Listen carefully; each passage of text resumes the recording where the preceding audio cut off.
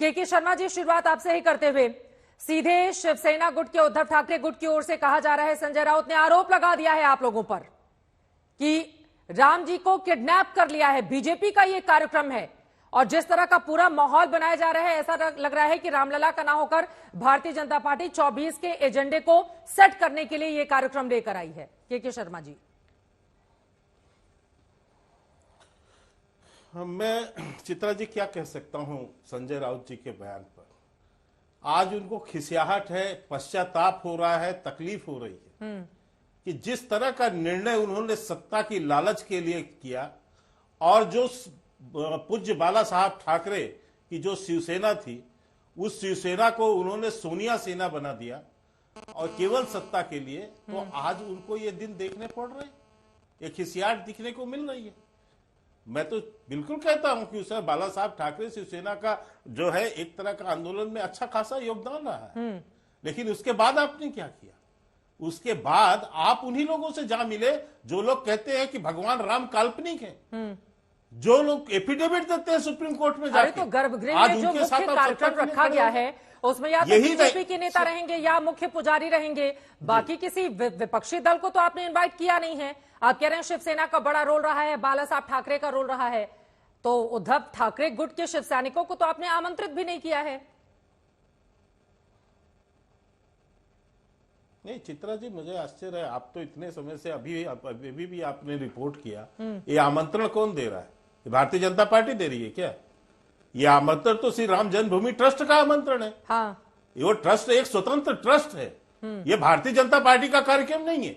और 8,500 लोगों को वहां पर बुलाया गया है, विभिन्न क्षेत्र के लोगों को बुलाया गया है, बड़े बड़े वैज्ञानिक, कलाकार, जो है संगीतकार, खेल कूद के क्षेत्र के तमाम लोगों को बुलाया गया है वहां पर। अब किसको देना नहीं देना ये तो ट्रस्ट निर्णय करेगा। आपने जो बात मुझे संजय राउत के बयान पर कही, मैंने उस पर प्रतिक्रिया। नंबर 2, हाँ। आज सोचिए, मेरी एक बात पूरी होने दीजिए, किस स्तर तक जो है इस भारतीयों के 140 करोड़ भारतीयों की आस्था से खिलवाड़ किया गया। भगवान राम काल्पनिक है, एफिडेविट दिया। इसके बाद आप कहते हैं कि इतना बड़ा महल था तो किस कमरे में पैदा हुए? अरे अब अपना दिल बड़ा कीजिए ना के शर्मा जी, कब तक आप बताते रहेंगे कि भगवान राम को नकारने की कोशिश हुई? अब तो भव्य राम मंदिर बन रहा है ना, और आप लोगों के हाथ में निमंत्रण, आप कह रहे हैं कि नहीं तीर्थ ट्रस्ट ये तय कर रहा है। बीजेपी के नेताओं का रोल नहीं है क्या? कौन मानेगा के शर्मा जी आपकी बात को कि सारा निर्णय तीर्थ क्षेत्र ट्रस्ट का ही है? मुझे एक बात सुनिए जी। नहीं, बिल्कुल, तो जब वहां ट्रस्ट बना है, ट्रस्ट स्वयं निर्णय कर रहा है, तो उसमें आप ये तो इनको तुष्टीकरण की राजनीति करनी है, इसलिए हम पे आरोप लगाना है। पहले भी यही आरोप थे, पहले भी तो इसी तरह से हाथ करते थे ना 140 करोड़ भारतीयों को कि वहां शौचालय बना दो, गर्भगृह जहां पैदा हुए भगवान राम वहां शौचालय बना दो।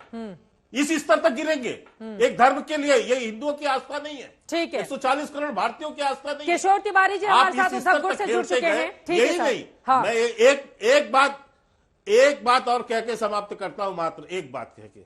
आप ये जानिए कि 140 करोड़ भारतीयों के आस्था के केंद्र है भगवान श्री राम जी। तो ये भी मानिए कि यही लोग इस देश के मतदाता भी हैं। ये इस देश के मतदाता कोई बाहर से नहीं आएंगे, तो ये यही 140 करोड़ भारतीय हैं। हाँ, इन्हीं के अंदर से राम के नाम पर आप उनकी करते हैं ना, मैं इसलिए नहीं, राजनीति नहीं है। हाँ। ना ना ना ना ना, सुनिए, अब आपने ही बता दिया 140 करोड़ लोग जो है वो मतदाता हैं। यदि हाँ, तो आप यदि उनकी भावनाओं से खेलने की कोशिश कर रहे हैं, हाँ। मुस्लिम तुष्टीकरण के लिए खेलने की कोशिश कर रहे हैं, तो उसका परिणाम भी आपको मिलना तय है, ये भी याद रखना पड़ेगा। कभी उनकी भावनाओं को ठेस पहुंचाइए। आज भी मैं कह रहा हूं, आज भी विरोध मत कीजिए, माफी मांग लीजिए, पश्चाताप कर लीजिए और ये कह लीजिए कि हमसे गलती हो गई। ठीक है किशोर तिवारी जी, अब सीधे आपके पास आते हैं। ठीक है, उद्धव ठाकरे गुट से रह रहकर बहुत सारे बयान सामने आ रहे हैं किशोर तिवारी जी। मेरा ये सीधा सा सवाल है कि आप लोगों को ऐसा क्यों लगता है कि बीजेपी ने भगवान राम को किडनैप कर लिया है? संजय राउत क्यों बोल रहे हैं ऐसा? जब वो विवादित ढांचा गिरा था, हाँ, तो बीजेपी वाले तो साफ नट गए। हाँ, और हमने कबूल किया कि विवादित ढांचा हमने ही ध्वस्त किया है और राम मंदिर के लिए मार्ग ओपन किया है। लेकिन आज यह कहते के शर्मा कि हम लिस्ट नहीं दे रहे, ये नहीं दे रहे। मुझे तो पूरा मालूम है कि 8,000 लोगों की लिस्ट पीएमओ से फाइनल हुई है। और बाला साहेब ठाकरे की का जो रोल था और हमारे शिवसेना की जो वहां पर शहादत हुई थी, आप कांग्रेस को बुला रहे हो। के शर्मा ने कांग्रेस के बारे में इतना कहा, लेकिन निमंत्रण के पहले लाख में उनको निमंत्रण दिया। अब उद्धव जी को निमंत्रण नहीं दिया तो हम तो जाएंगे ही वहां, क्योंकि राम जी तो आपको तो खुश होना चाहिए ना, कांग्रेस पार्टी को निमंत्रण मिला है। तो अब तिवारी जी यहाँ पर मायूस हो रहे हैं, कांग्रेस को निमंत्रण दे दिया, हमें निमंत्रण नहीं दिया, इसमें मायूसी किस बात की? आपके सहयोगी हैं इंडिया गठबंधन के। चित्रा जी, जिस तरीके से प्राण प्रतिष्ठा कार्यक्रम को बीजेपी ने हाईजैक किया है जी, और गंदी राजनीति कर रहे हैं, ये जनता के सामने हमने सामना में रखा है। और आप क्या कर रहे हो? रामलला के सहारे 24 का चुनाव जीतना चाहते हो? अरे नागपुर की रैली आज की देखी क्या? अब तुम्हारे पराजय का के शर्मा तुम्हारी विफलताओं को गिनना चालू हो जाएगा। किसानों की आत्महत्या, बेरोजगारी, महंगाई, इस पर पे तो बात नहीं कर रहे। नागपुर में रैली कर रहे हैं इस वक्त कांग्रेस पार्टी के बड़े बड़े नेता। राहुल गांधी ने थोड़ी देर पहले अपना भाषण भी खत्म किया है। के शर्मा जी, उस पर आप जवाब दे दीजिए, उसके बाद अनुराग जी आ रही हूं आपके पास, वारिस पठान जी आपके पास भी। नहीं, मैं यही तो बोल रहा था कि जिस ढंग से शिवसेना जो आज जिसके पास नाम भी नहीं है, निशान भी नहीं है, लेकिन जो उद्धव ठाकरे के किस तरह से सोनिया जी और कांग्रेस आपने चुरा लिया है, तो ये बताइए आपने चुरा लिया। ये जो स्तुतिगान इनका करने, भैया आप तो पार्टी चोर हो, पार्टी चोर। मैंने बीच में नहीं बोला। अरे भैया पार्टी चोर हो। किशोर जी को बोल लेने दीजिए, किशोर जी को बोल लेने दीजिए, एक एक करके। आज जिस पहले ये कबूल करो हमारी पार्टी चुरा ली, 5,000 करोड़ में हमारे विधायक। अभी राम पर ही रहते हैं किशोर तिवारी जी, राम पर ही रहते हैं, राम पर ही रहते हैं। हाँ, झूठ तो बोलते कितने हैं। नहीं, हाँ, राम की बात करते हैं, अभी मुंह में आज इसी महाराष्ट्र रखते हैं। फिर बताइए, बदतमीजी कर रहे हैं नहीं, बैठ के, तो मैं क्या एक बोलूं? सेकंड प्लीज, अब किशोर इतने तिवारी उम्र के जी, व्यक्ति है, बोलना अच्छा नहीं लगता। किशोर तिवारी जी प्लीज अच्छा नहीं उनको लगता बोल ना लेने मुझे। दीजिए। ठीक है, अपनी बात रखिए, बाकी लोग भी इंतजार कर रहे और हैं। चित्रा जी, मैं किशोर जी, मैं आदमी हूँ। नहीं, किशोर जी, मैं आदमी। ठीक है, उनके बीच में मत बोलिए, अरे, आपसे गुजारिश है सत्ता सर, का आप भी बहुत अहंकार है खास उनको। मेहमान हैं, प्लीज किशोर तिवारी जी उनको बोल लेने दीजिए, बाकी 4 लोग भी हैं, बहुत देर से इंतजार उनको कर रहे बोलो हैं। झूठ मत बोलो। अच्छा ठीक है, झूठ मत बोलो। ठीक है सर, के शर्मा जी अपनी बात रखें।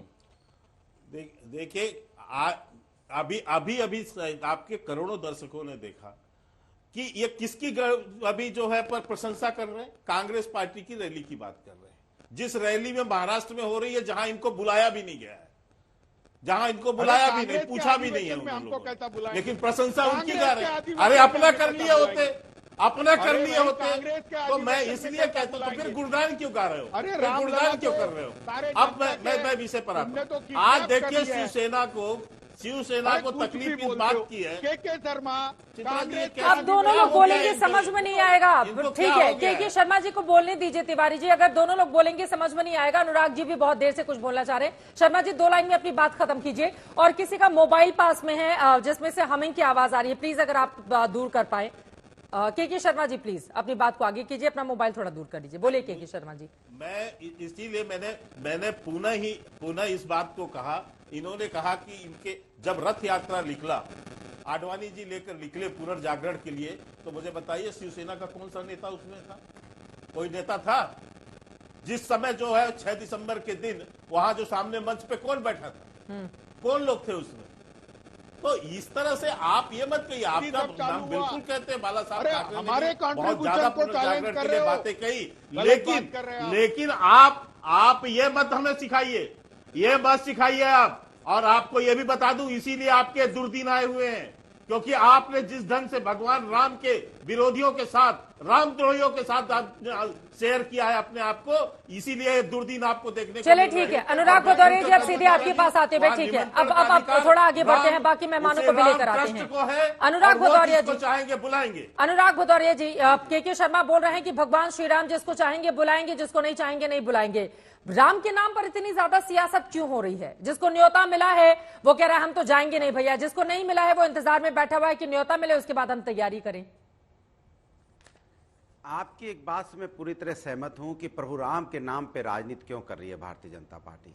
प्रभु राम तो आस्था का विषय है और आस्था पे राजनीति तो नहीं होनी चाहिए। सुबह से लेकर शाम तक भारतीय जनता पार्टी सिर्फ प्रभु राम के नाम पे राजनीति करना चाहती। क्यों पता है आपको? क्योंकि इनको अपने दुर्दिन दिखाई पड़ रहे हैं। इन्होंने सही बोला बीजेपी प्रवक्ता ने कि दुर्दिन इनके आने वाले हैं। चूंकि प्रभु राम की बात तो करते हैं लेकिन प्रभु राम का आचरण नहीं अपनाते हैं। अगर प्रभु राम का आचरण अपनाते तो हमारे देश के अंदर में जो युवा आज परेशान है, क्या परेशान होता? प्रभु राम के ही बच्चे तो हैं, उनका आचरण तो अपने आया नहीं। प्रभु राम तो हमेशा महिलाओं का सम्मान करते थे, लेकिन आपकी सरकार में महिलाओं के साथ अन्याय हो रहा है। आप चुपचाप बैठते रहते हो, चुपचाप देखते रहते हो, आप उसके बारे में कुछ करते नहीं हो। तो प्रभु राम आपसे खुश कैसे होंगे? उनके आचरण को नहीं अपना रहे हो आप। देखा कैसे हमारी पहलवान बेटियां किस तरह से न्याय मांग रही थी, किस तरह से उनको रोड पे घसीटा गया, चाहे हाथरस की बेटी हो या हमारे मणिपुर की बेटी रही हो। आपने तो आचरण अपनाया नहीं उनका, तो वो तो देख रहे हैं ना, दुर्दिन आपके आएंगे। किसान किस तरह से परेशान था, वो भी प्रभु राम के बच्चे थे। उनके रास्ते पे कील कांटी बिछाए गए। जो देश के अन्नदाता थे, देश के लिए अनाज पैदा करते हैं, इतनी कड़ाके की धूप हो, बारिश हो, सर्दी हो, वो बेचारे देश के लिए पैदा करते हैं अनाज, लेकिन आपने उनको भी नहीं छोड़ा। उनको भी बेचारे, उनको भी आपने परेशान किया। तो हम आपसे, मेरा सीधा सवाल है कि प्रभु राम तो कण कण में है, प्रभु राम तो हर एक के मन में है, हर एक के दिल में है, लेकिन आप प्रभु राम के नाम की राजनीति कर रहे हो। इससे लोग आहत हो रहे हैं और प्रभु राम भी इससे आहत होंगे, क्योंकि प्रभु राम चाहते हैं कि प्रभु राम तो तभी खुश होंगे ना जब उनके जो आचरण उनको अपनाइए, जिसको आप नहीं अपना रहे हो। आपने क्या कहा था जब आप जब राजनीति कर रहे थे? आपने तो बोला ना कि हम बुलाएंगे। आप कौन होते बुलाने वाले भाई? कौन होंगे आप? कोई ठेकेदार है क्या प्रभु राम के? कब से ठेकेदार हो गए? भारतीय जनता पार्टी ठेकेदार कब से होगी भाई?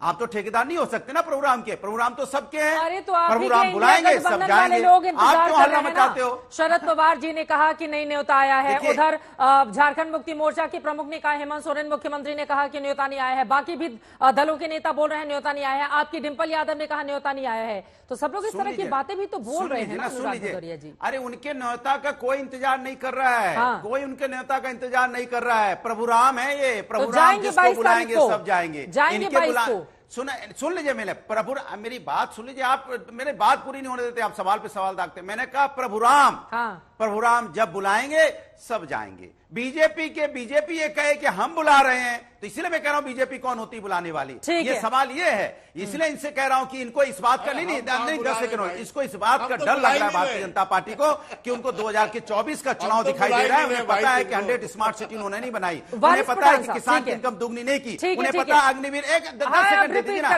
10 सेकंड दे दीजिए। बाकी लोग भी 10 सेकंड बोल लीजिए। 10 सेकंड में इतने देर बाद आए तो 10 सेकंड बोलूं ना, 10 सेकंड बोलूं, ज्यादा नहीं बोलूंगा। इन्हें पता है कि 100 स्मार्ट सिटी इन्होंने वादा किया था, नहीं बनाया। इन्होंने किसान की इनकम दुगनी नहीं की। इन्हें पता अग्निवीर योजना फ्लॉप हो गई है, बुलेट ट्रेन बनाई नहीं है। 80 करोड़ लोगों को रोजगार देने की जगह इनको आटा चावल देने लगे। डीजल पेट्रोल इनका महंगा है। रुपए पूरा पतला होता चला जा रहा है। गैस सिलेंडर सस्ता नहीं है। बहुत हुई महंगाई की मार। अब की बार किसकी सरकार बोलते थे 2014 में, तो इस बार बहुत हुई महंगाई की मार। अब की बार इंडिया सरकार। सुन लीजिए।